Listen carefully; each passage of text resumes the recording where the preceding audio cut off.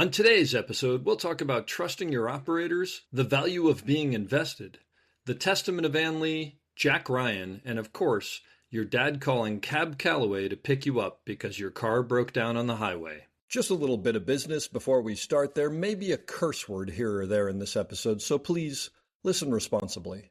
As always, our website, theop.io, is up and chock full of tips, tricks, and gooey operator goodness. Make sure to check out The Breakdown, where the best operators in the biz explain shots they have done, The Musings, where we discuss everything from quick tips to larger concepts of storytelling, the answers, the images, and so much more. This episode is brought to you by the Folex Max. So you want to practice your handheld, Steadicam, or even on the wheels, but you don't have a full-size camera to use? Well, fear not, the Folex Max is here. It allows you to attach your DSLR or other lightweight camera and distribute that weight in a multitude of ways. Now you can practice with a camera cage that feels the same as just about any size professional camera out there. For more information, check out folexmax.com. And as an added bonus to listeners, mention this podcast and you'll receive $100 off on your order. That's FAUXLEXMAX.com. Finally, if you enjoy this podcast, please follow us, write a review, share us with your parents, and talk us up around the water cooler with your friends. So grab a beverage, sit back, and enjoy the op. Thanks for listening. Live it up, nice and quiet, and let's roll. Victor 30 Echo, take 2.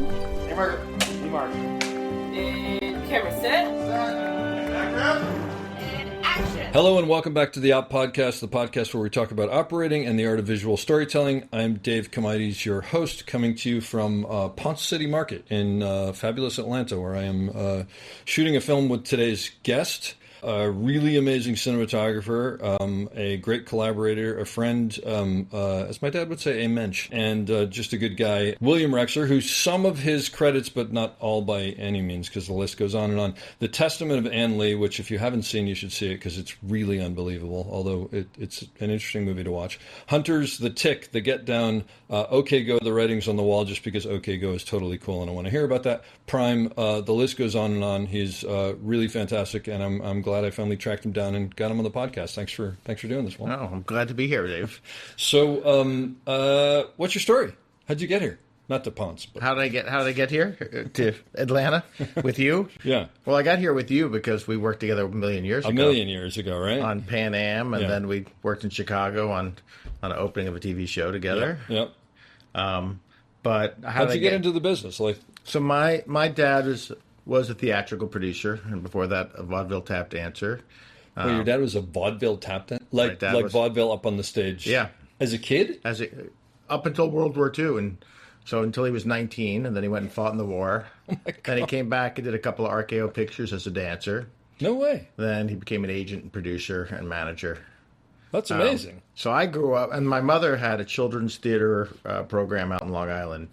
And so I grew up backstage, working on lights, rewiring lights, building sets for my mother. This explains a lot. I ran follow spots for Earth, Wind, and Fire, for my dad, for Cab Calloway, for Victor Borga, for, lots of different people. Wait, and as a teenager? Or? As a teenager. From 13, I was running a carbon arc follow spot for, Earth, Wind, and Fire. So. Wait, and actually, because there are people who aren't going to know, tell them what a carbon arc follow spot is. So a carbon arc is literally, you put two pieces of carbon together and there's a reflector and it's burning flame that then projects this image. And it's a fire, It's right? A fire. I mean, it's the purest light. I will say, by the time that I got in, they were gone. I don't know that I've ever seen one, but I was told that there was no more beautiful light than a carbon arc. Beautiful light. I mean, just stunning light. And the best, even the best theaters were using carbon arc for projection of movies all the way through the 80s. Oh, see, I didn't realize that. Oh, so, and that's the big smokestack in the back, right? Exactly, that exhaust. Wait, so were you changing out the carbon? The carbons would last only 20 minutes. Oh, I didn't realize it was that short. And you had to chase. There's a chase. There was a knob. You had to keep it dead center in this middle to keep the light the right color. Because that's the electrical connection it's making? Yeah, and if you slid it one way or another, it would change the color of the light. And you're doing that while you're follow spotting? While you're follow spotting. You had one hand on the... So yeah. I would imagine actually as a 13-year-old, it's sort of it's like video games almost. It was quite amazing. I mean, I remember going to Grumman, which is now where Grumman was out in Long Island. which is now a sound stage. Oh, okay. But they would have concerts out there, and it was the Spinners, Earth, Wind, and Fire.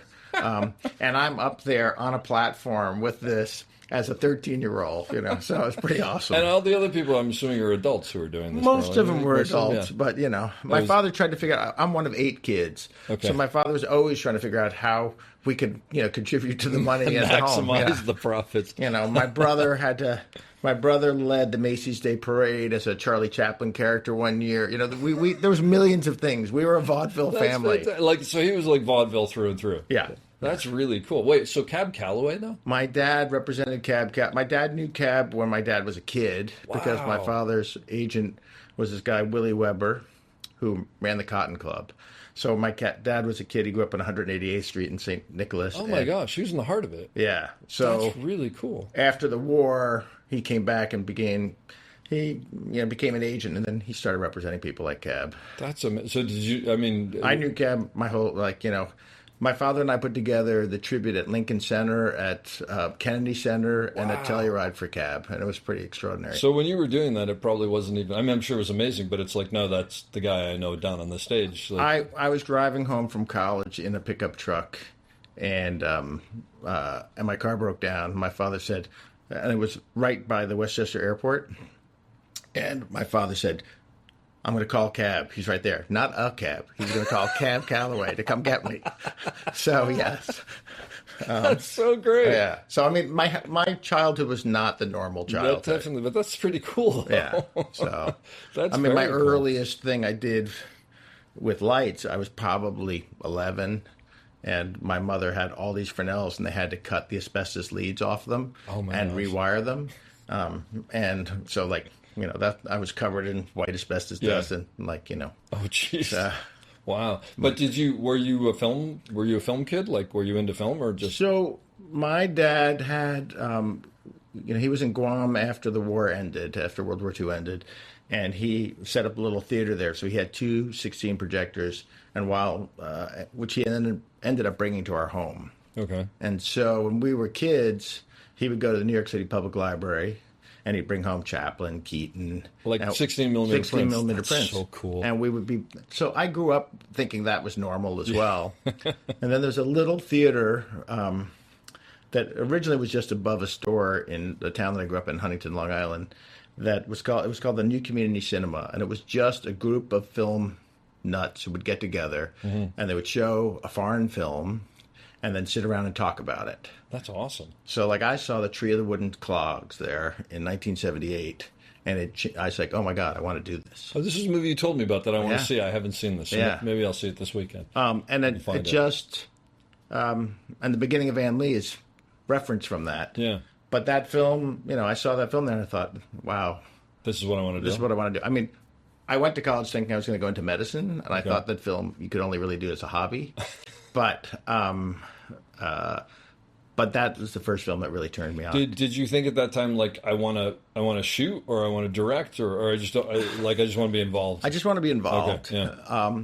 And I knew enough. I was comfortable enough about lighting that both in high school I did lighting design for plays, and then when I went to college I would do lighting design for plays and for every student film. Yeah. And I just thought that was a fun hobby. So did you do any film stuff in college, or you just... I took every film class they had. Where'd you go to school? I went to Dartmouth. Okay. And did they have a program? They have the oldest film program in the country. Oh, I had no idea. Yeah. Oh, wow. That's pretty cool. And Maury Raff, who was running... There were 2 guys who were running the program when I was there. Maury Raff, who wrote Cinderella and Song of the South. Wow. And his father, ran the studios in the 1920s. He was a very interesting teacher to have. That's cool. And a guy named Al Lavallee, who was more of a Yale historian guy. So you had these 2 different type of folks there. But the program was really, really good. They had great equipment. So you did production as well? I did production, did theory, all that stuff cool. there. Oh, that's and very shot cool. a ton of student films. So you get out of college, and then did you think I'm going to be in film, or? I was studying neuroscience and thought, okay, that's really what I'm going to do. Really? But then a guy, my sophomore year, came through who was a graduate from there, and he was working for Geographic, and he hired me. And so I got to go with him as part of a 2-man crew from Baja to Alaska doing, Oh my gosh. a film. So Wow. and Wait, yeah. two-man crew. So I ran sound, assistant camera, and I was green. I was very, very green. Yeah. But I knew how to run an Agra, and Okay. I knew how to thread an SR. So I was useful. wow. And so I ended up working on like 6 or 7 films with him over the years. Oh, so by the end of that, like Yeah. you know what you're doing on Yeah. a level. Yeah. Oh, that's really cool. But I needed to make money, and he was offering a reasonable amount of money at the time. And you're traveling. And I'm traveling, and I had really never. I mean, again, one of 8 kids. I didn't get to see the world at that point in my life. Yeah. And then all of a sudden, now I found myself traveling all over the world. That's really cool. So That's very cool. What these were like stuff for TV or So it was a or- combination of TV and the educational film division. At that Okay. point, there was one guy, Sid Platt in Washington, who was running both Explorer for TV, the educational film division, and the magazine. It was all coordinated. Wow. Okay. It was pretty great. And these are I'm assuming these are nature films or whatever. Almost all true nature or geography. Geography. Yeah. So that's we did really the cool. Pacific Edge from Baja to Alaska. We did one on water resources in North America. We did so, That's really neat. Yeah. That's really cool. So you did those, and then I mean, how long did you say you did? You did this for a couple of years? couple of years, but then a classmate of mine, Ricky Stern, she and I started a documentary company on the side, wanting to do social issue films because I was like, okay, if we're going to do this, this is where my heart really is. Yeah. And so, like, we did a film starting in 1989 on homeless kids in New York. Oh, That wow. Morgan Freeman did the opening and closing for. What's it called? It's called Neglect Not the Children. We were nominated for an Emmy for that one. It was Oh, right no out way. of the gate. Like, so we're like, woo, well, this is great. Is it something you can still see? I don't know. It's public television. Let's see if I can find it. Oh, that's cool. So, and we followed 4 kids who were homeless and who were going through a program at the Cathedral of St. John the Divine, and sort of like how that was, what it really took to turn a life around. It's not instantaneous, and the things that the kids were truly lacking in basic skills that we all took for granted. Like at that point in time, these kids, because they were homeless, didn't know how a phone book worked. They didn't understand Oh, jeez. sub-alphabetation, just going through, and like they were lost. Oh my gosh! So they talk about things you do take for granted. They're just basic skills that were Wow. not there, and just even like how do you go talk for an interview or any of that. And this program was really comprehensive. Wow. And figured out how not to put young adults on the spot, but to give them these skills. These skills, yeah. And it was a great program at the That's time. really cool. And so how long did you follow them for? 2.5 years. Oh my gosh! Oh, so Yeah. this was a long project. Long project. So then we did another project called The Trials of Daryl Hunt, which was 13 years. Wow. Where a guy who had been wrongfully convicted of rape and murder in Winston-Salem, North Carolina. We followed.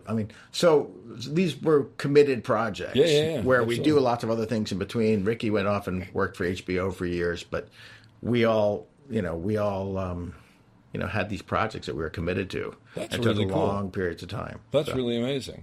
No, like and even like the film I did with Griffin Dunn about his aunt Joan Didion, that was over a decade of us working on that. Like, he'd say, "Oh, can you come over?" Can you come over? Yeah, and I'd be like, "Sure." Yeah, And I'd yeah. bring camera over and recruit a couple of friends. Scott Ramsey, Mike Gaffer would come and operate one camera, and like, Oh, that's great. So yeah, But that's actually like, I don't know, that's kind of what, in a weird way, I think we all got into this for, is like that let's make a movie kind of feel, as opposed to some of the politics that we all have to deal with and everything, right? I try my best over the last 30 years to balance my career with let's go make a movie, whether it's with Ed Burns, where it's a 2-man crew, or whether it's like what we're doing right now. Yeah.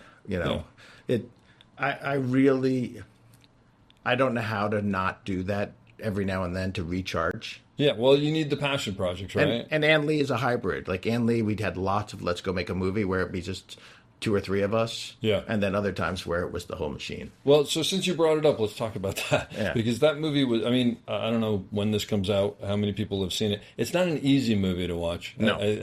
Or you have to, it's not a hard movie to watch, but I think you have to invest in it. Like tell them what it's about. It's not entertainment in that sense. No. It's, it's funny. I'm I said it reading was sort of these like two- an event almost. It's like an event, but it's also like I'm reading The Rings of Saturn right now. Okay. And you have to know something to read this You have to book. work at it a little And you bit. have to work. Yeah. And you have to, if you don't know something, you actually afterwards have to go look it up. Yep. Yep. And I don't know why that's okay in literature, but somehow film, we've been pushed to only thinking it can only be entertainment. Yeah, exactly. You know? Well, this film is about Ann Lee, who created the movement, what's known as the Shakers, starting off in Manchester, England, as a very poor girl, joining in this religious group where they think she's the reincarnation of Jesus Christ, essentially, and coming across to the New World and starting this movement. And it's a religion. It's a religion that is run that's matriarchal. Number one, so that will turn off a lot of people. Yeah, yeah. 2, it's egalitarian. 3, there's no sex. Yep. So there's no procreation. The only way to get to heaven is to not procreate, and so it's a complicated tale, but it's a very important part of American history. And I was telling a crowd this the other day, it's like everyone in this country, other than Native Americans, are immigrants and came here for some reason or another. Yeah. And that's why I think this story is so relevant today. And like you Absolutely. said, you have to do some work. Yeah. And it's very important to be reminded of that. People came here for religious freedom. People came here for all sorts of reasons, persecution in their home country. And this film asks of the audience to go along on this journey and to see what they were confronted with hatred in this country and all that. And it asks you which side you're going to be on. Yeah.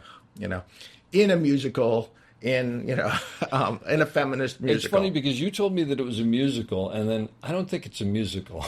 It's really It structured has like music an opera. and it's like an opera, Yeah. and it's because the whole thing about the Shakers was they had these things where they would sing and it was like religious fervor and almost trances and sort of stuff like that. Right. But the film makes you feel that way. Yeah. It's really incredible. We really wanted to put you in the first person, and we Yeah. wanted you to be a hesitant believer, but then and not to try to get everyone to become Shakers, No. but to take them on that personal journey to so they can experience begin it to on empathize. some level. Yeah. Yeah, but didn't you tell me there was something about where you started on the outside and ended up on the inside? The structure of the way we covered both the dance and even the overall cinematography is the beginning we're a little bit distant. Yep. And then as the film progresses, we become more and more a participant, particularly in the dance and in the singing. Yeah. Where by the end, you're working from the inside out. Literally on the inside. And it's funny because I think I mentioned that to you before you said anything, so it clearly came through on some visceral level. But it's a really amazing movie. Was it?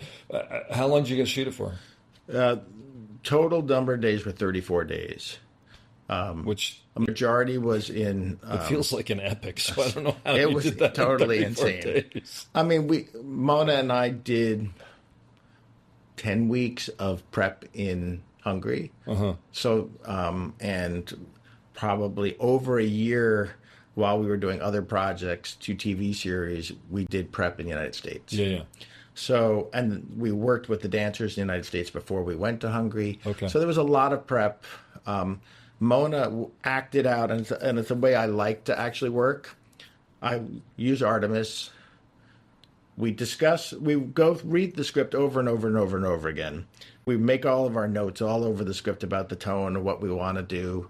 And then we'd go to each one of these locations, and Mona and I would, with Artemis, she would act out the parts. And I would first do stills, then I would do a video of going through the entire action so that I could share it with the production designer, because this movie, the budget was roughly $10 million. Which is astonishing. But when you we see the movie. probably, in production, only had 4 or 5 of that to work with, and the rest had to be raised as we were going. Yeah. So it always was tight, and there was always a threat of us not finishing, you know. And so I could only, Sam Bader, who was the designer of the film, I'd say we're only going to see this. Don't spend any money back. Do not spend money left. Do not spend money right. Yeah. This is what I promise you. This is all we'll see. So did you basically shoot the whole movie essentially that way? We essentially did, and we posted in Mona's office during prep. I had first frame and last frame of every sequence across her wall, so that everyone could come in and look. And then Sam, the designer, would say, "Can you send me that?" And I would send him all the pictures. Gosha, the costume designer, "Can you send me all the pictures?" So we had a working Bible the whole time, so that That's everybody incredible. knew. Once Gosha got there designing wardrobe, Mona and I moved over there because we wanted to work with her and talk to her about texture, talk to her about Yeah. look. It was. Then we'd all go out to dinner, and we'd talk about is the film. Like Yeah. you know, it was You lived it. we lived it. So does the final film deviate much from what you did on Artemis? Shot wise, no. Yeah. Some of the structural stuff, yes. Some story things were dropped because Yeah. The normal. the normal. Yeah. Yeah.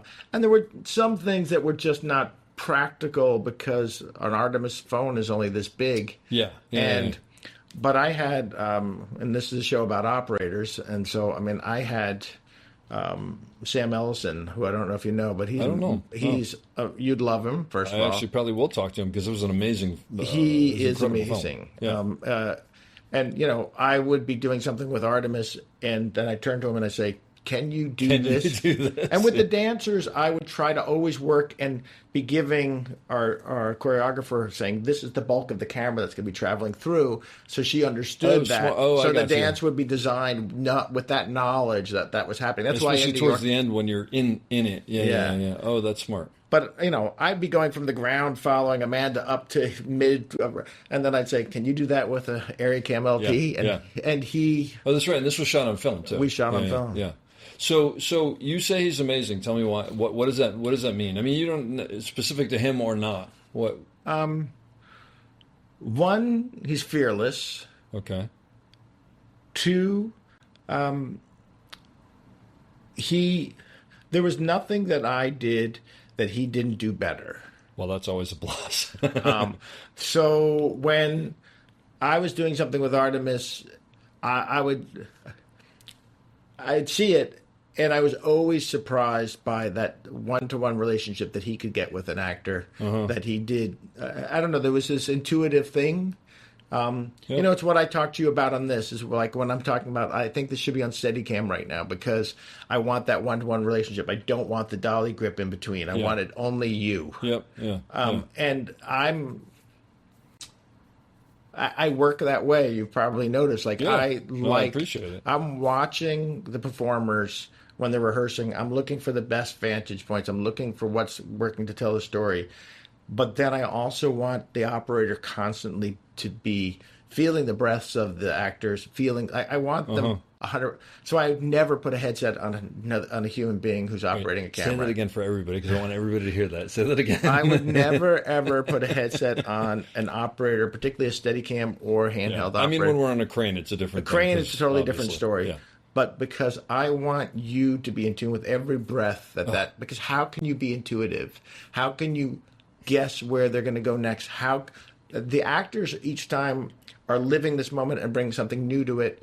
You have to be able to bring something new to it, in my opinion. That's. I just want to make sure that everybody, you tell everybody, I didn't tell you to say this, right? No. I didn't bring this up ahead of time. No, and the operators, I've had long relations. Jeff Molstack and I have worked together since 1991. Amazing operator. Yeah. We've done so many projects together because I have that trust in the operator. I would not bring Oliver Carey. I have trust in them. Yeah. I'll make a composition and I'll explain why I want this much headroom or why I want this. If I can't articulate it, then that's a problem with me. If I have to go, give me more headroom, give me more. What the hell? You haven't explained it ahead of time. Yeah, then there's a problem. Like you and I, when we walk in and we see that we've got a huge wall with Jesus Christ on it, and we've got them below, we know, this wall is a character. Yeah. We have to constantly remind the audience that this wall is an oppressive character on our story right now. Mm-hmm. And I don't have to remind you of that. I walk out there and you're already doing it. Yeah, you know? well, I mean, it's second nature. But no, our mutual friend John Lindley has always said to me, by the time I tell you anything, it's too late. Yeah. And I always appreciate that because that's why it doesn't have people on headsets. Right. Because it's just like, that's your job. That's And then part of if I'm noticing that something's wrong, I'll come over and we'll have a private conversation about it. Yeah. Or if I want something differently because I know how this is going to go with the story later or what's before it, and I should be able to articulate that, and I should have knowledge of that, and I should have, and if I don't, then that's a problem. Well, I appreciate that. I personally appreciate that, but it's great to hear that. So you said he's fearless. Fearless meaning, I have no idea how we're going to do this, but we'll figure it out. That kind of fearless, or just nothing phases him. It's, there are people who, when the day's work comes and it looks impossible, who freeze up and say, this is impossible. And then there are people who look at this and say, how the hell are we going to do this? With a smile on their face. Yeah. Do we have to come up with the plan B and divide and conquer? Like, how are we going to do all this? Yep. Like, and with kind of accepting the challenge. And not like Dukes of Hazzard, not that mentality, but okay, we really want to maintain the essence of this film or this movie or this TV show, and how are we gonna accomplish this with and people who approach that with that enthusiasm to me are fearless. Yeah, that's sort of what I assumed you meant, but I wasn't sure, because the thing that I've always felt is when someone does come, because you and I both get handed those things that we know are impossible, because of the time or because of the budget or whatever.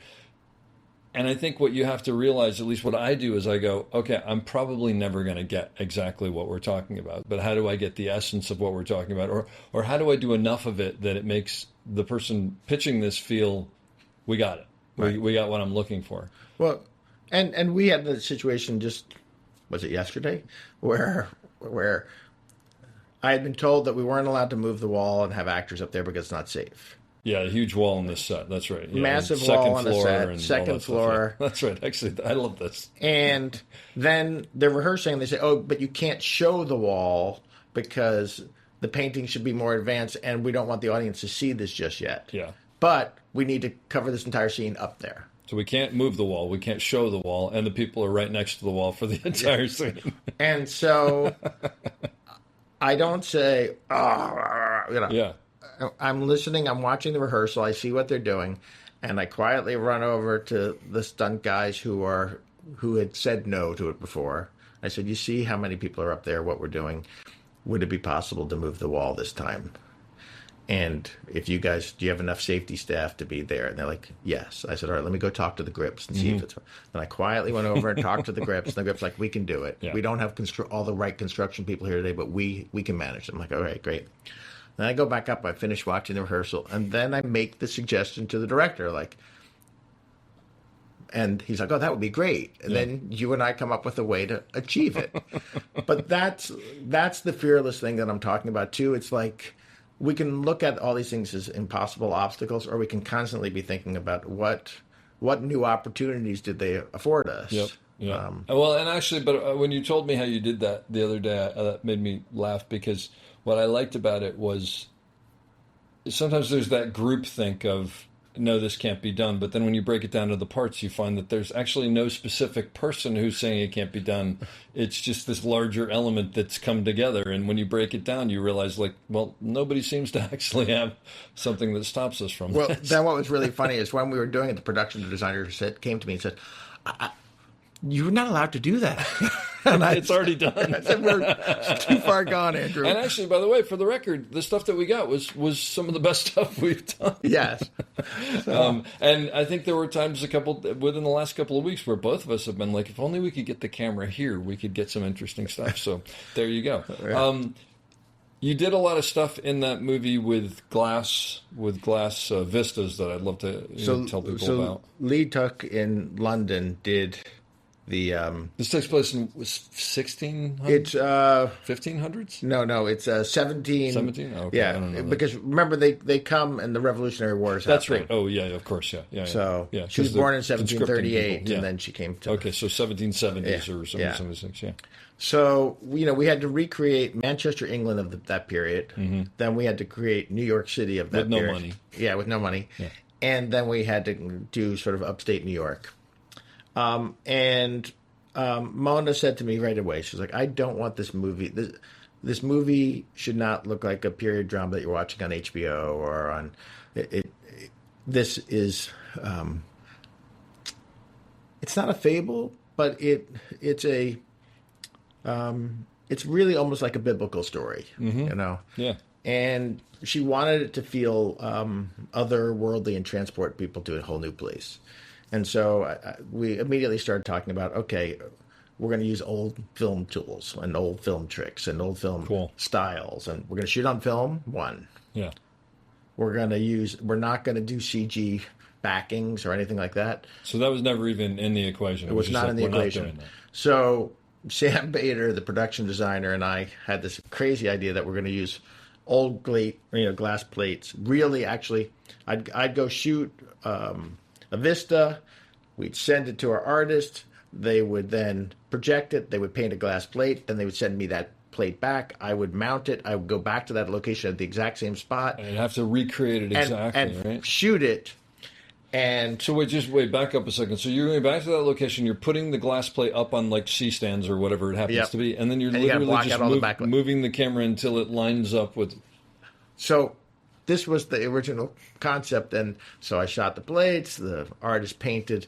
We had a 4x8 piece of glass because we were shooting that aspect ratio. Shooting 2:3:5 aspect ratio. Oh, so it's not actually as big as I thought it was. It's actually pretty close to the camera. No. This was 4 feet by 8 foot. No, I mean it's big. I'm not saying it's small, but for some reason I thought it was bigger. I was on a 50 mil lens. Yeah. It was, but it's pretty close to the camera then. It has to be far enough away to hold focus on both planes. Yeah, so, that's what I'm trying to get my head around. So that original piece of glass gets delivered by a glass guy to my house, and my boys are helping unload it, and the glass company puts it down in one corner and it shatters into 1 million pieces. Oh my God.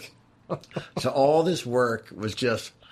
And this is something that came from London, right? Something came from London. Yeah. The whole thing was a disaster. Oh my gosh. So we decided that wasn't the best process. That was the first one you were testing? Yeah, that was our test before we went to Hungary. Yeah. So we decided after that we would shoot these plates, send them to Lee in London. He would paint, and we would combine them in post as opposed to trying to combine them in the field. Oh, so you combine them in post finally because of the moving around of the glass. But it still was painted on glass. He still painted on glass and still combined it that way as opposed. He would project our image onto glass and then paint. And then so when you say combined in post, so then they would shoot the glass overlay it? And we would overlay it. Wow.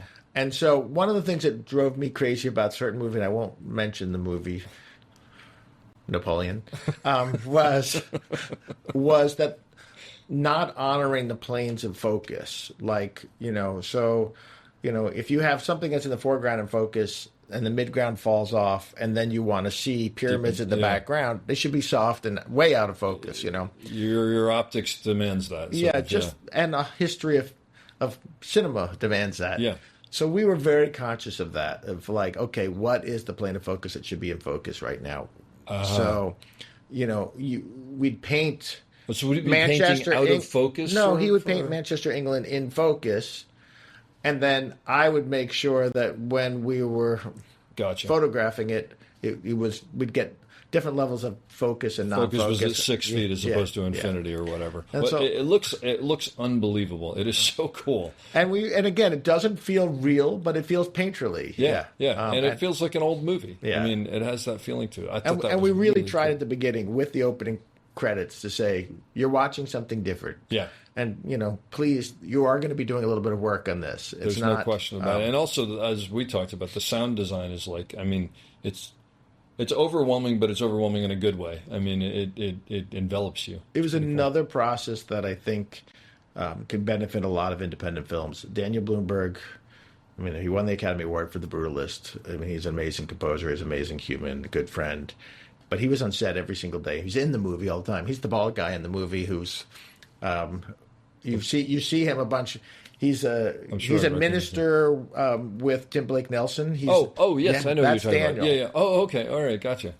So he's on set every day, and he's sitting there with his keyboards, and even for non-music scenes, he's playing while we're rehearsing and blocking. He's playing. That's so cool. The music that he's anticipating will go under Yeah, that yeah, scene. yeah, just to so give you all the everybody feel. is in that mode, and it's what I'm. It's one of the things. Like even on our show right now, which is a lovely group of people. There's a level of this being a business where they're talking about every other thing other than the movie. Yeah. On Anley, everyone was talking about the moment that we were in right then. That's so There was an great. extreme focus. And I think that also comes with shooting film. It's so precious, and the process and the religion of shooting film, Yeah. all those procedures I are miss there, that. are really, really lovely. Like even everyone feels invested because you go watch dailies at night. Oh, so you did dailies. I was going to ask Yeah. you. Oh, that's so great. We go watch dailies and have wine and cheese, and every actor and every crew member was invited. Oh, And it's some such a people would show up. blast. I miss that so much. It was such a communal thing, and it was such a sort of I don't know, exhalation of and we did something even though it was hard, and look at what we, yeah. But then the next day when you're on set, that's what becomes the talk. Like, oh, last night I saw this. This was amazing. Yeah, Like, yeah, yeah. Let's. And so That's so great. Oh, I all those things, all those rituals. yeah. I think elevate. It's not only that you're shooting on film stock. No. It's what that creates because of it. Well, the thing that I've said it so many times before is I miss that, like when you turn the camera on and you would feel the vibration and you'd hear the vibration or feel it, whatever. It was like that something important was happening, and people sort of, there was a heightened sense of like we're doing something. Well, in your job, because video taps still stink. Yeah. Everyone has to turn to you and say, "Did we get it?" So all of a sudden, you have this authority. Yeah, I miss that. I need to go again because we actually need to go again. Whereas on digital, the reality is like you have 90 you're people seeing a looking better at image than I. Yeah, we have 90 people looking at the video monitor who all want to make opinions. Yeah. And although the thing that I still can't figure out, and maybe you haven't a thought on this, there are more video feeds everywhere because people have them on their iPads and whatever. There are video monitors everywhere where there used to be one, maybe, and yet people still stand in the frame. And they didn't do that in film. There's no. I don't understand. We had no standing in the frame during film. None of it. And it's a mental thing. I don't know what it is. It's 100% a mental thing, and the fact. I do think that there's this centralizing of power shooting on film where you do have the director and the assistant director and the director of photography and the operator that gets diffuse when everyone's looking at monitors and can have value judgments. That's interesting because everybody has a value judgment because everybody's got their own personal theater in front of them. But none of them are truly paying attention. Yeah. So they're only looking up when they want to. I mean, I can walk around 90% of the sets I walk around, hair and makeup are not looking at any monitor. No. And I'm like, they're on their phones. Yep. And it's the craziest thing in the world. Like, and that doesn't happen on a film set. So that's what. So when you were shooting film, it reverted. It reverted instantly. Isn't that fascinating? So it's not that the culture has changed. It's just that the culture has changed when you're doing digital. Well, in part, again, when you're doing film, and maybe it's a film of this size, and that could be. But we had only the director's monitor on set. Yeah. So everyone stood behind the director waiting to get notes or whatever it was. Yeah. So that focus of power was there. That's amazing. That's really fascinating, and that sort of explains for the first time like why. That's a good explanation of what it is. Do you think the fact that this was a $4 million film that became a $10 million film, do you think that helps you in some way? Like as opposed to going, we have $100 million to make this movie.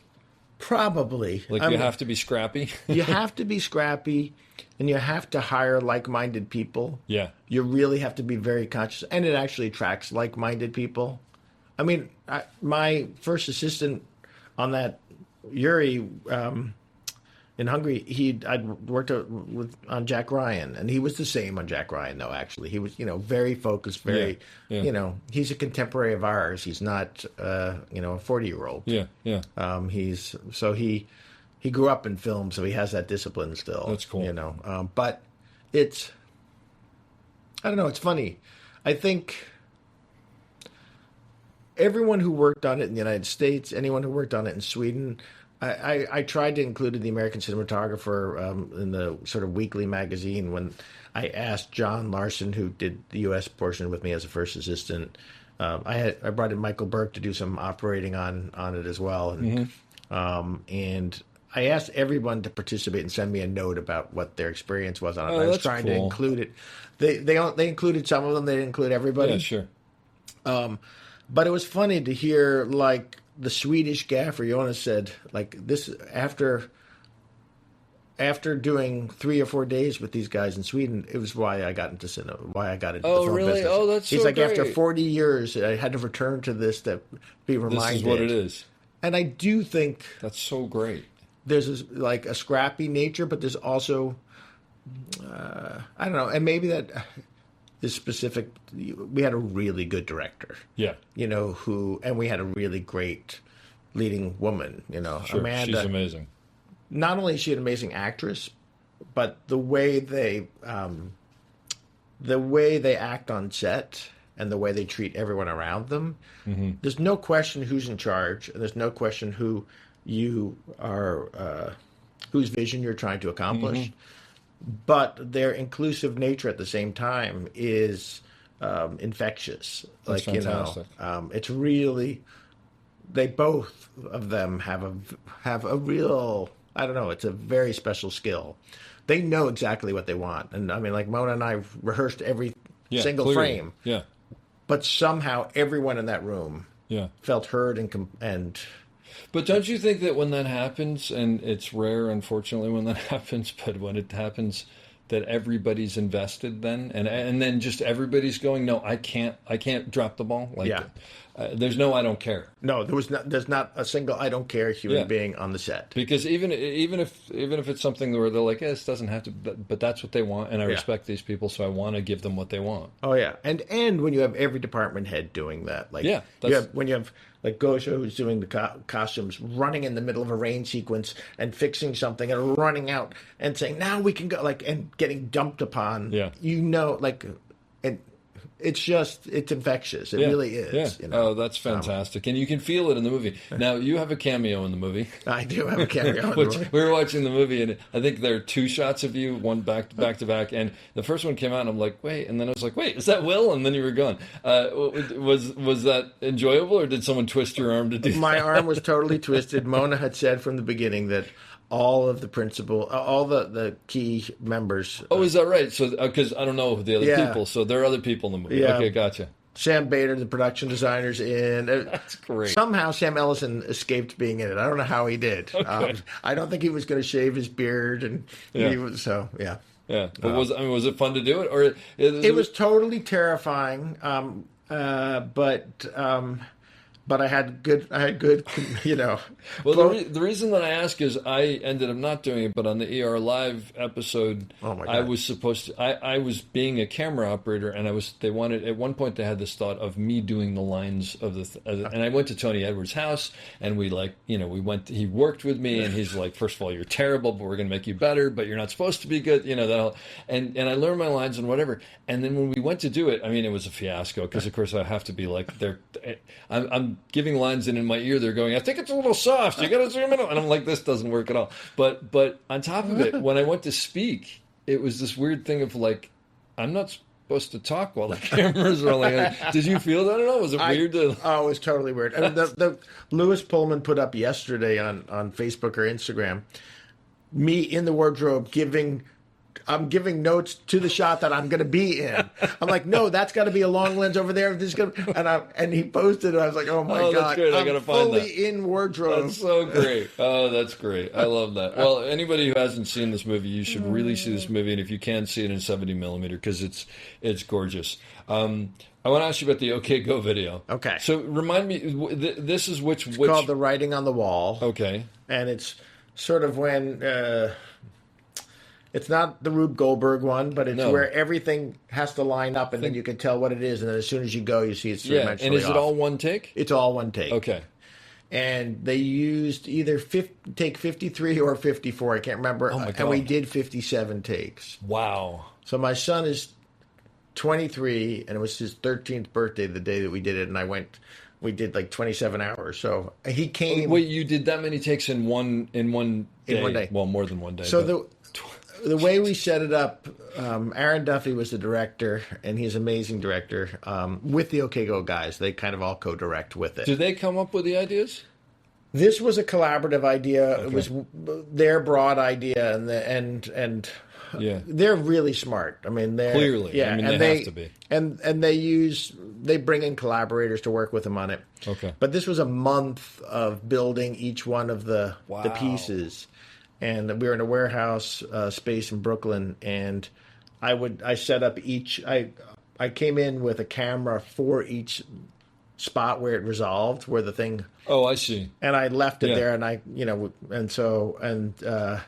but it was again no budget. Sure. I lit the thing with like one other guy. Like we hung all the lights and ran around. And again, I had to go to my friend Scott Ramsey who owns Zeno Lights. I go, all right, can I borrow 6 space lights for a month? Yeah. Can I borrow? Oh, it's not enough. I need 3 Image 85s. Yeah, Oh, but everybody's yeah. willing to help. It's Yeah. like, let's make a movie. Yeah. Right? Again. And so it was, it was really an art project. Yeah. And it was really, really fun. Did you operate it? I shared operating with, and they operate part of it because I'm running with the camera. Oh, yeah, they we take built it- a fig rig, Okay. Just a round. and then we had yeah. magnetic releases on it so that it could go on certain things. We had different release points where it could Wow. connect to different things. Oh, that's really cool. And they had just come out with the GH4 from Panasonic. Okay. And so we had lined everything up with the GH1s because I had a box of them from doing some weird other things. Will has more equipment than anyone in the world. I had like 8 GH1s, and Panasonic promised me that the sensor size would be exactly the same. And of course. And of course, it was slightly different. So everything you've set up is slightly like It a took foot an back or extra whatever. 2 days to get all those Oh things my in. God. So that was problematic. By the way, But- this entire thing sounds like it needs someone like you who doesn't go, you can't do this. Right, This is no. never going to work. This No. is crazy. Yeah. No, and so Aaron Duffy and I had done a lot of Google commercials that had these type of elements in them already. Oh, okay. We did the speed test things that were using the Phantom high-speed cameras. Uh-huh. We did, and then we did a whole series of commercials where you thought what you were looking at was a two-dimensional thing, and then all of a sudden you moved around, you realized And it like becomes like something else. like somebody in a TV set, and then as you dolly around, you realize they're actually 10 feet Oh, behind. that's really cool. And Oh. you have to do. It's fun optically because I had to find lenses that could close down to like a 34, like Yeah. because even at a T16 or an F16, there wasn't enough depth to hide that. Yeah, yeah. So it required all sort of homework and going to B&H and saying what lens exists that does this. Sure. So it was kind of fun. Well, and the question that I have is, I mean, literally as you're doing those moves, you have to hit. I mean, when I'm doing a move, I've got to hit a mark, but I can zhuzh it this way or that way. No. And you We have had to hit that all exactly. locking points. So we would have, there would be a platform that you wouldn't see that it would have an exact magnet on it. And so that's why we used that fig rig and the magnet okay. to magnet. And then we'd release, and then we'd go, then climb up a fireman's pole and hand it off to So, somebody so else. the and then point where everything lines up was defined by the time you had went, to, and it just had to get had there. to lock each time. I gotcha. Okay. And it was mostly the handoffs that wouldn't work. Like take one, we put it onto this device that was sort of like a homemade crane that went up in the air. Yep. It was just, and then you would see from above that it looked like something, and then as soon as it came down, and the camera fell right off the magnet, released, and it that was take one. And we only had Way the to one. start. We had the one prototype. Fantastic. GH4. But clearly it didn't get destroyed. Did I guess. not. It was like, oh wow, that's amazing. It's a really cool thing to be a part of. So wait, you did it 57 times? we did it 57 times. All the way through, or did some of them not? Some of them didn't. Some of Yeah. them made it halfway, but take 50. I'm pretty sure it was take 54 was the one that we used. So, And you can see at the very end of that one, yeah.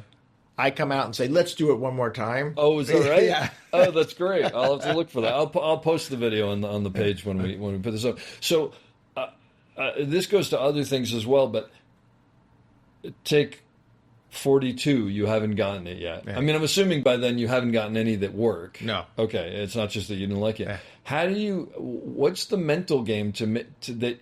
Because I mean, you said you did this for 27 hours. So by take 42, you're probably doing it for 16 hours or something. Yeah, like that. quite Like, often. what's the mental game that makes you go, no, like we will get this? you have so many people running and sprinting to get out of the shot. You're handing the camera to them, who are then doing their own thing with the camera. You know, quite often it was a handoff that was the failure. Or, it wasn't the locking positions. And some of it was just the timing on the song. Like, you know. I think, I mean, the good thing is those guys, even at that point, a decade ago, which is when this happened, they had done enough of those already. So they were already in the mindset of this is going to take forever. If it takes 3 days, they were going to do it. Okay, so you know, in their mind, their other ones took that many takes. Well, there's that one where they stay up.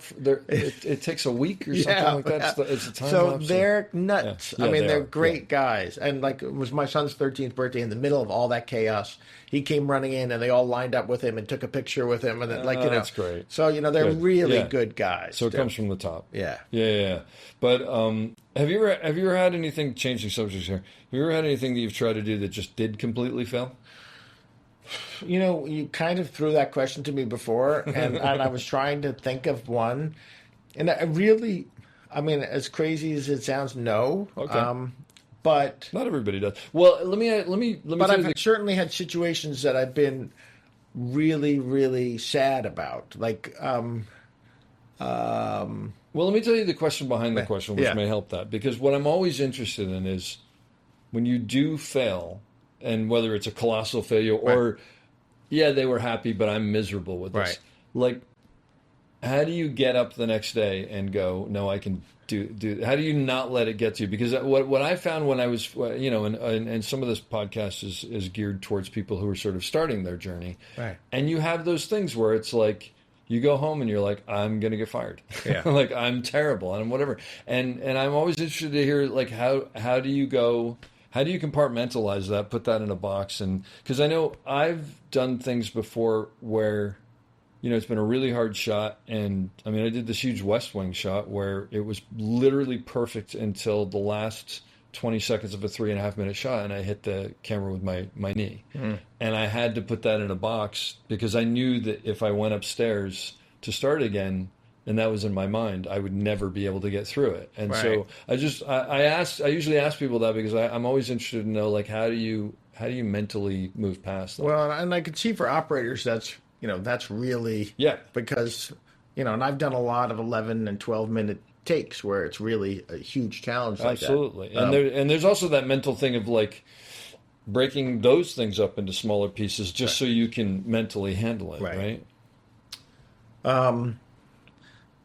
I mean, more of the situation that I have as a DP is that it's when I'm on a set and I realize it's the wrong match between me and a director or something like that. Like personality-wise. Personality-wise, or even creative they want. Yeah, sure. Oh, I see. And trying then to go, my job is to achieve what they want. Yeah. And I'm going to do the best of my ability to do that. It's against every instinct I have, every bone in my body, but that's not why I'm here. And that's the harder thing. Like, I go home and I think, okay, how am I going to do this? How are you going to keep positive about it? How am I going to keep positive? Yeah. How am I going to do? And that's my job, is to realize the director's vision. It's not to impose my vision upon the director. And that can be one of the hardest things. And you're like, every instinct that they have is different than yours. And it's more so on a television show, because in a movie you don't get to that place. Sure. Like, meaning a director comes in 12 episodes in and you're like, we don't judge. Right. But that's what it is. Or I've joined in on a TV show to take over for something, and it's like, oh my God, this is so not what, you know, I would ever do.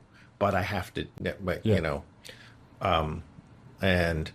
And so achieving that is, you know, and that's hard. But, you know, I remember on Pan Am when I came in, for instance, and there was a director, and I started to work with her, and it was really, really clear that the crew was really tired. And Tim Norman was working on it as an operator, and they all looked beat. Yeah. And they all were miserable. Yeah. Every single one of them was miserable. And I'm looking, we got Margot Robbie, we got Christina Ricci, it's like, and I just called everybody together. I was like, every one of us is so lucky to be here. We have these beautiful sets. We have these beautiful actors. If you looked at yourself 15 years ago and said you were going to be in this position working with these people, you would pinch yourself. Yeah. And you have to remember how lucky you are to be doing these things that you're doing. And if you're, that's my view on it. Did it land? So it landed. Tim was like, oh, I've talked to him about this since then too. Yeah. And he's like, yeah, you were completely... No, I think sometimes you need to remember that. Because... And they had also started saying the thing that, and why Pan Am came to mind. Yeah. I remember the director asked for a shot through the windshield of the plane with the guys flying, and they said, we don't do that in the show. And I said, well, this director's asking for it. And the producing director's right down there looking at us, lining it up, and is not saying no to it. So I don't know what this we don't do that in this show is. That's interesting. And I said, let's put that one. That's not the way we talk to directors. That's not part of our lexicon or whatever. And even in the situation I was telling you about before, where if my instincts are opposite to that director's instincts. Yeah. And I think it also might be not what the show wants. I'll try to protect them and give them alternatives as well as the shots that they're desiring. Sure. I'll say, I'll line up their shot and everything, and then I'll go whisper to them quietly, in general, the show doesn't use these type of shots. You want to cover yourself by doing X, Y, and Z. Make sure you have this in the editing Make sure you have this in your pocket so you don't get in trouble. That's the conversation to have. Sure. And I try to then get some of my style into their style that way. Yep. But it does require, sometimes sitting in your car, driving at home, going, okay, I can do this. I can do this. I can do this. See, everybody does that. Yeah. And, and I've had certain actors who, who have just been difficult and take that difficulty out on you. Mm-hmm. How do you deal with that? Most of the time I say to myself that it's, we're asking a lot of these people, and we're asking them to be different people quite often. And we're putting them in and so I give them a lot of room. Mm-hmm. And I know I can take it.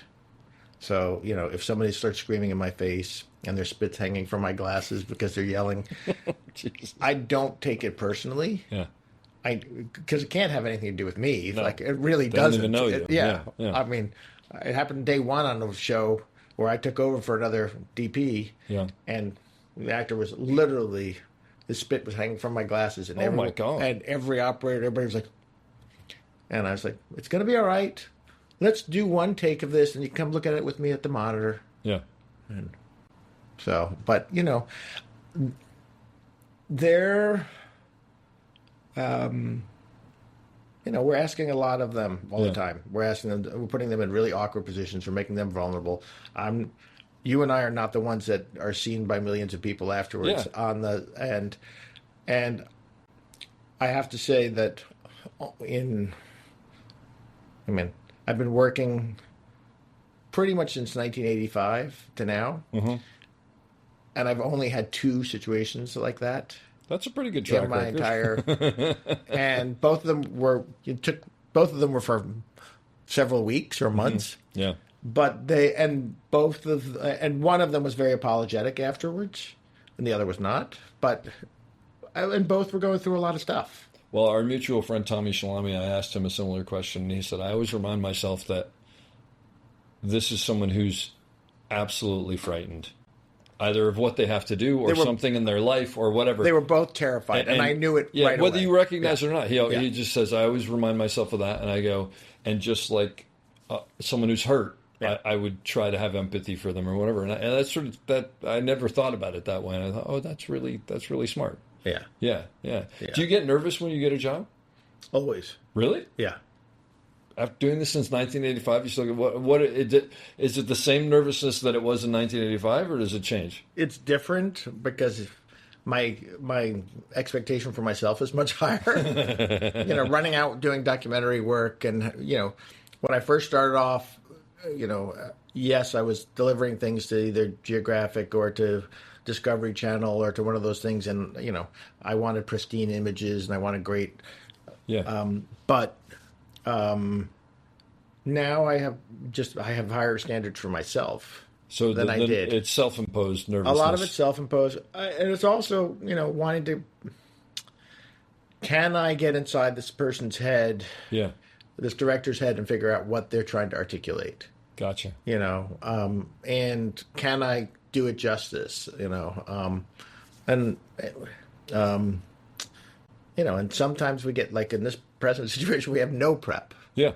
We have a new director and zero prep, and we have to, it's speed dating, and it's climbing inside his head really quickly, and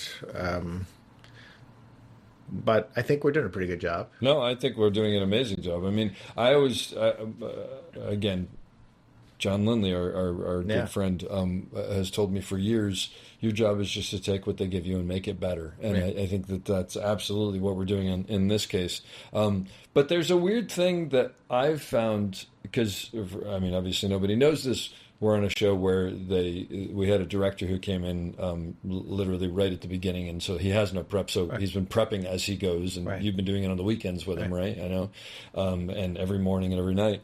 But in a weird way, I think sometimes that's almost like, that's not preferable. That's not the right word. But there's a positive to that, right? Because then it's like, I'm just going to do the best that I can because this is all coming at us so fast. Well, there's a back to the old style again of actors coming in and rehearsing. Then we're blocking. Yep. Then we're lighting. Then we're shooting. Yeah. There's a reason that order existed. It's been happening for so long, it doesn't happen anymore. And it doesn't happen anymore. Yeah. And this has forced that to be the case, which is kind of actually awesome. Yeah. I know it's throwing our AD into a tizzy and throws the line producers because the morning you're not getting your first shot off at a certain time. Yeah. But that's really meaningless because we've made every single day. But weirdly, we're making our days. It's like we'll have a 2-hour rehearsal in the morning, and then everything's like, okay, how do we simplify this? How do we make this better? And then we do it. Yeah. And there is a reason block, light, shoot, exist. And do you? And we had we were fortunate enough to be able to pre-light every one of these sets with different looks, daytime look, nighttime. And what we're really doing is lighting actors at the end point. So, absolutely, yeah. Do you think it's a positive or a negative, or is it even one of those that, it used to be, we were talking about this the other day, it used to be that actors had to find their light. Yeah. And now there's light everywhere. I mean, it's just, they just stand where they want, and it's not that they do that. I mean, they still go to their marks or whatever, but it's not what it used to be. And you think that I mean, I can see from an actor's point of view how that's, they can be freer, but is that better? Well, no, I think we're forcing them to find their light again. Like, you think so? Yeah, I think certainly on this show we're asking them but do you think overall they're aware of it? I mean, I have to say I'm a DP who lights. Mm-hmm.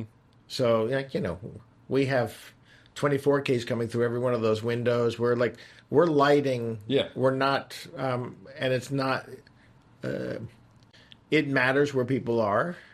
And I tend to always be that way. And I still, even when I came in and finished up A Man on Full here in Atlanta, mm-hmm. Diane Lane, I saw her the first day I came in. I'd worked on a movie with her called Fierce People a long time ago with Griffin Dunn directing. And so we had this 20-some-odd year ago relationship, or friendship and working relationship. And so I came in and I saw how they were lighting the show, and I saw that she was bringing in a monitor and looking how she looked in each one of the setups. Oh, I want to see what we're looking at. Yeah. And I was just coming in for, just for 5 days with Tommy. Yeah. And I was watching this process. Like, that's not like the Diane that I saw before. Like, what is going on? Yeah. So my day one in, she was sitting on her bed. She had to get up and go to her closet, go into her closet, find something, come back, put it on her bed, open it up, realize something's there. Mm-hmm.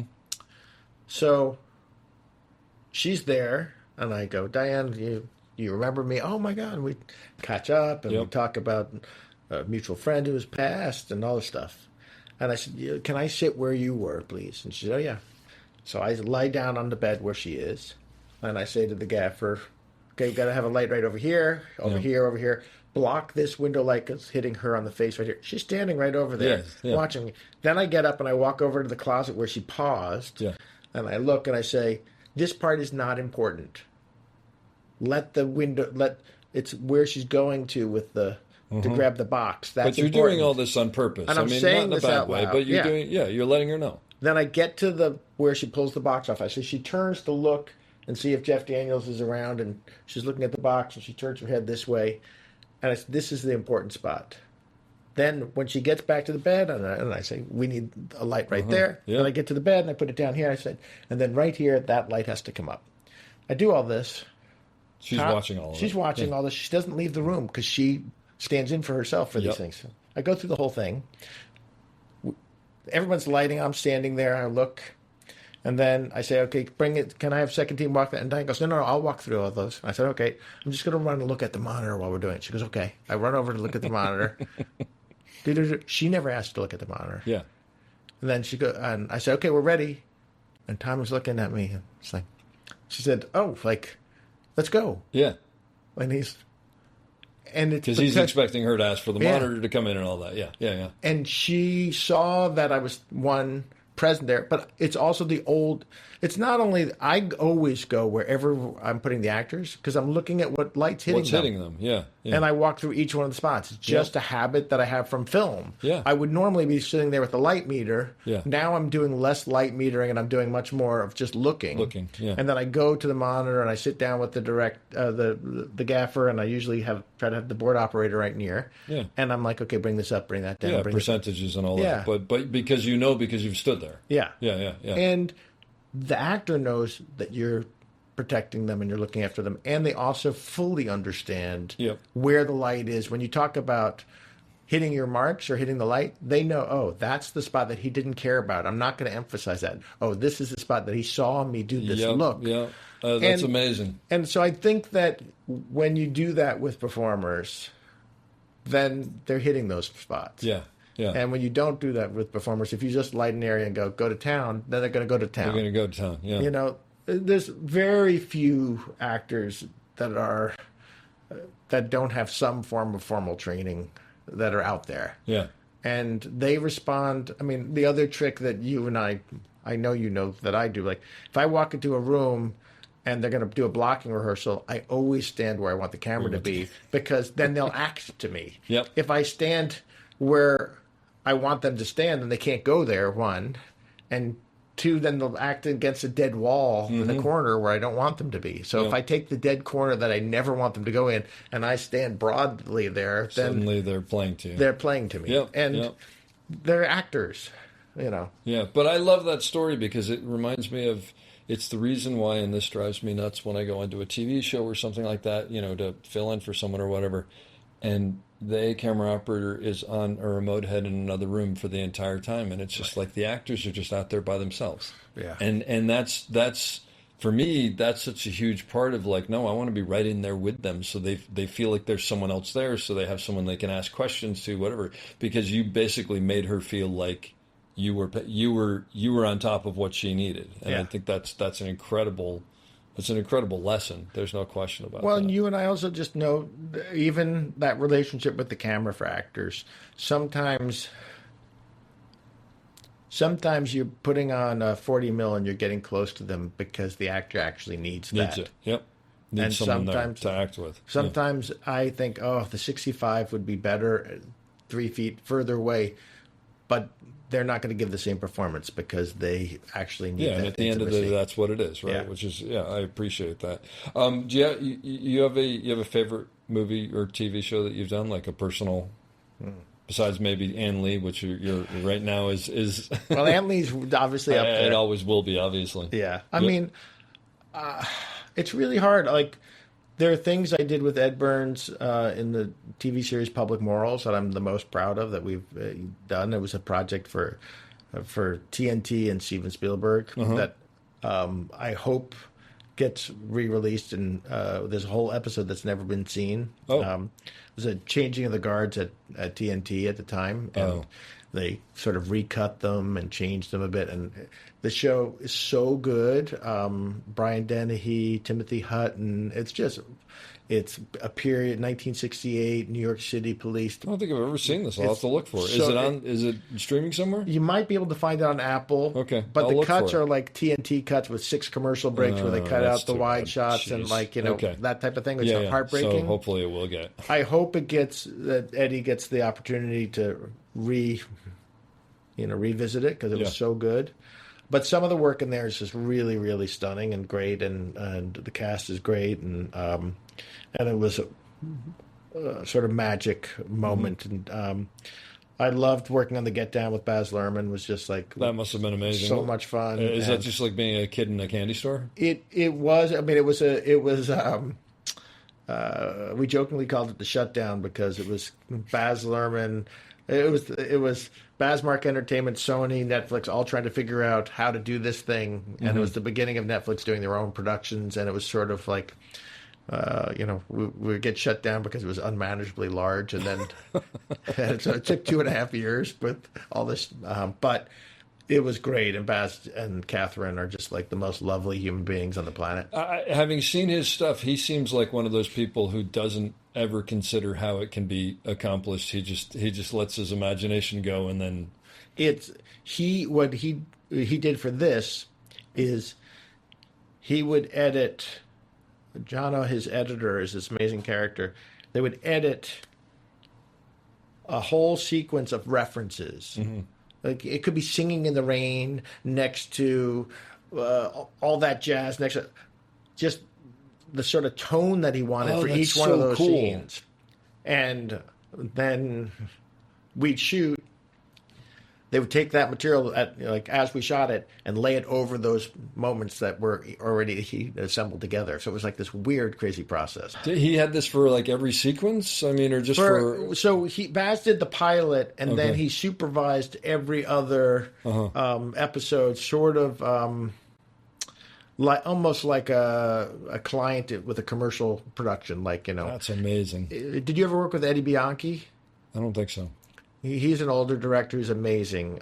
He'll kill me for saying he's an older director, but he is an older director. He's in his 80s. For God's sake, he's an older director. Okay. He's an established director.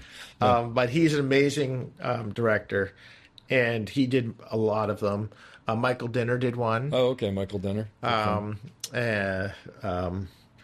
So Andrew Bernstein came in and did one. Oh, okay. Yeah. But they all were serving Baz sort of as Baz was like Baz would be watching it live while we'd be shooting it. He'd be in the edit room, and he had a live feed, and he would call, and my phone would start buzzing after the initial first setup, and he'd be like, "No, I need more red," and I'd be like, "What do you mean?" Oh, that's a blast. That's great. It was just totally awesome. You mentioned earlier that you did a bunch of stuff for Jack Ryan, the TV show, right? So I came in. They had already shot season 3 and 4 together. Yeah. And then Andrew Bernstein called me up and asked me to go with him to clean up season 4. And we came up. Yeah. But you shot a bunch of stuff for them, yeah, right? we did. So my question is, and maybe I don't know if this is a fair question, but it just occurs to me. Do you approach Jack Ryan, which is, for anybody who doesn't know it, a big CIA, where'd you shoot in South America? No, we shot in Hungary. Almost the same, all like the prison cell and all that stuff for Ann Lee. Was the exact same spot that we shot Jack Ryan. This is even better for my question. So, do you approach that the same way you approach Ann Lee? I mean, they're as night and day as you could possibly get. Feature TV show. Approach is sort of like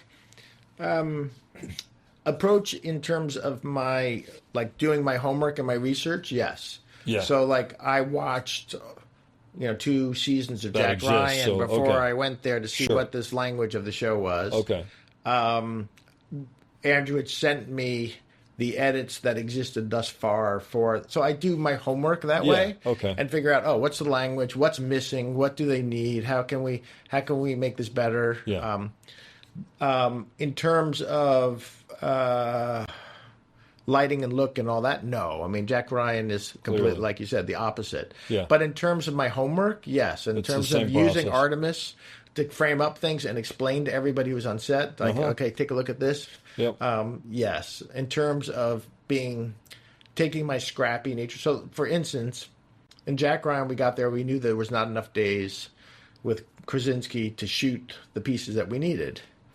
And I said to Andrew, hey, I see a couple of sequences where just having a red Komodo would be really useful. I could stick it under a vehicle. They could drill down to the top of it. Or whatever. Yeah. Size. Yeah. And also just because I can, I know in Hungary, like, I can set that and go and leave it while the A and B camera are actually shooting something real. And, like, and there's no issue with it. So I said that to him.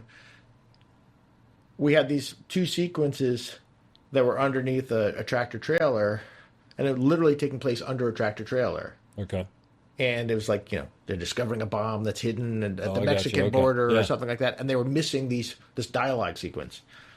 And I said, these guys are coming in and doing their hair and makeup on this day. Can't we get Michael and John just to be underneath this tractor trailer parked right outside? Do it. Can't we just do it with my little Komodo? We don't have to have the whole machine. Yeah. And everyone looked at me like I had three heads because I put my scrappy head on.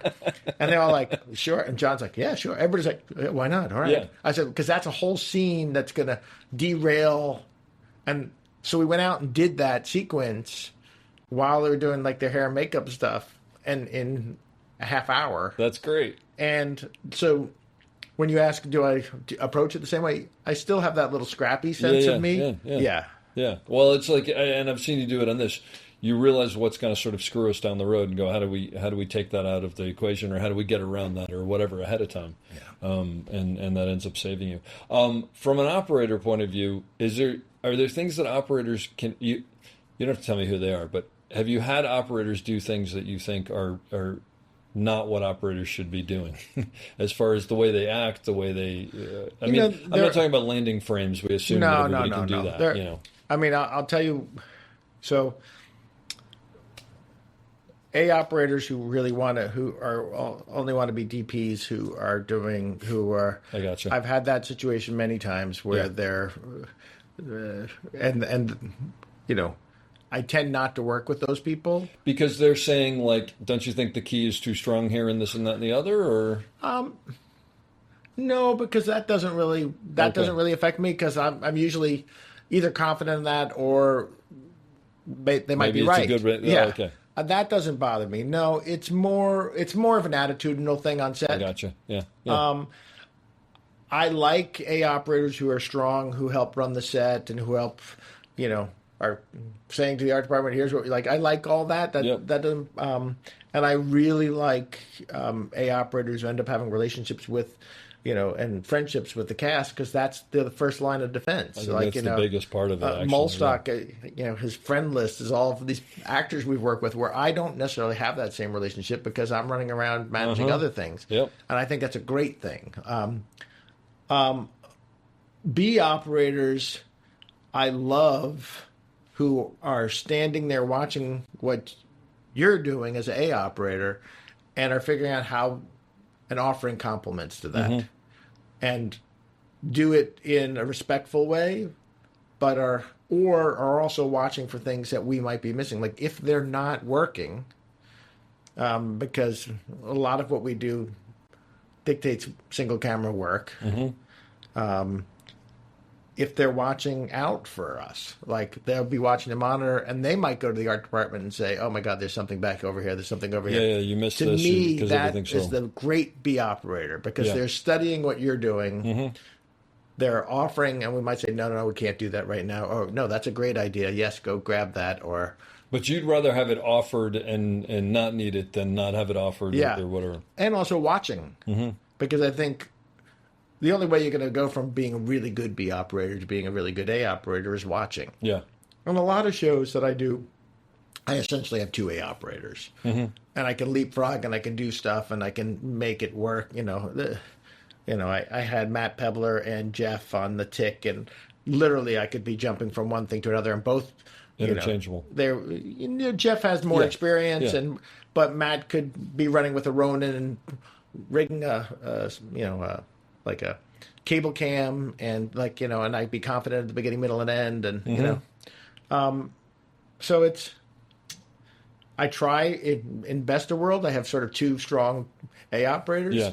but that doesn't always work. And sometimes, like I've been blessed, like on a couple of projects where I have a really great A operator, and I bring in somebody like Peter Aguilada who is a really strong A operator, but he's come in to do C and D work even.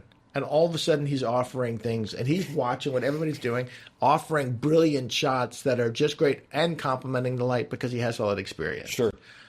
And we'll do exactly what I was saying before. Like if he can't fit in, he'll be watching the monitor and he might go to the scenic and say, there's something back there. Yeah. Respectfully going and covering all of us. Yep. And to me, again, it comes back to what we were talking about with Ann Lee, being invested. Yep. The thing that drives me crazy, and early in my commercial career, when I was doing commercials, and the cell phones started to become popular, I would ask everyone to leave their cell phones at the door. You can't do that anymore. Yeah. But we used to do that. And there's a couple of people who still do. Yeah. But it's really problematic. Yeah. Baz had a really strict policy. On the set, there couldn't be any cell phones. On the set, there could be no producerial talk about anything. Oh, really? Yeah. Oh, wow. He had 3 rings. He had the ring of, this is only creativity. On set, can only be creativity. No one could put their computer and sit down on set. That would be like, you would be thrown That off. happens You'd be outside. thrown off immediately. Yeah. Wow. Then the next ring was where the AD could talk schedule with him, Yep. but still no big conversations of anything, and still no cell phones. Yeah. Then the third ring, which was outside of that, you could go and they could discuss and have your So cell it's like phone there's outside. the set, there's outside the set, and then Yeah. there's the production And office. that almost. was fantastic. That's great. That's really fantastic. But that's hard to. You need the right group of people to actually enforce that and respect it. Well, and Baz would all that just other make that like a safety speech. His speech would be, with all love and everything, Yep. I need this process. This is what I need. This Oh, is that's, what I need. That's wonderful. And so it That's just came wonderful. from a place of that, and Yeah. then everyone had to join in on that. What are the best and the worst parts of your job? The best part of my job is getting to constantly be learning new things and being inventive and creative and climbing inside people's head. The worst part of my job is climbing inside people's head. Depends on who the person is. For the, I don't even mind the budgetary things. Like, I fight every time now and say to the producers, I want to know what you have in the camera budget and the electric budget and the grip budget. Tell me. And they usually, no, I can't. Give me the number. I will go talk to Panavision. I will go talk to Arri. I'll go talk to TCS. I'll go talk to Keslow and say, this is the number I have. Here are the tools I would like to have, but tell me What can you do? if we can't do that like this. I would prefer to have 2 more lenses on the wide side, but we couldn't afford those. We got what we got, and we negotiated a deal with the money that they had. And that, I much prefer that, so that everyone in the process feels heard and taken care of in terms of, and that way Panavision doesn't feel like we're taking advantage of them. I said, here's the number that we have to work with, and they say, okay, we'll make that work. Yeah. And it's not like, no, now I need to shave another 10,000 off. And why? Well, of what? Of what? And so I don't mind that part of the process, even as long as I have producers who can tell me, and I'll say to them, they're probably reserving an extra 10% to cover their butts, but this is the number they gave me. Can we work with that? Yeah. Yeah. And yeah, I mean, the thing I hate the most is when we have somebody who doesn't work out and I have to fire them. That's the worst part of the job. And you've had to do that, obviously. I've had to do it, not very often, Yeah. because I'm pretty selective about how I put the crew together. Yeah. I interviewed a lot of people for this,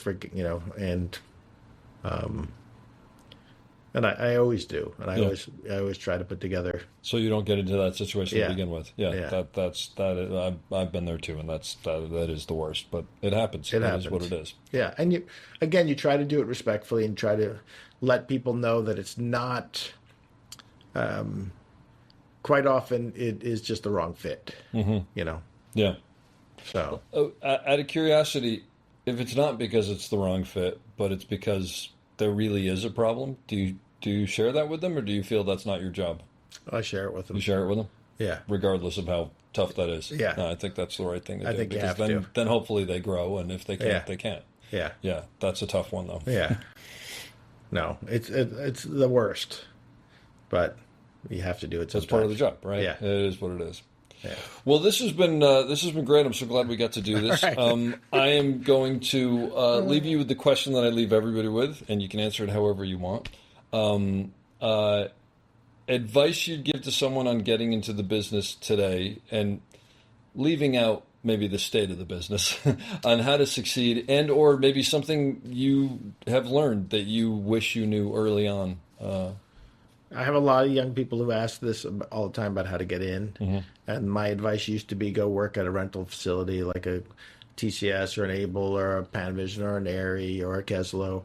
I think that's getting harder to do. But I think that still my advice, or a lighting rental place, because you meet all the creative people who are coming through. You end up learning the latest technology. And I think all those things are actually really, really vital to doing your job now.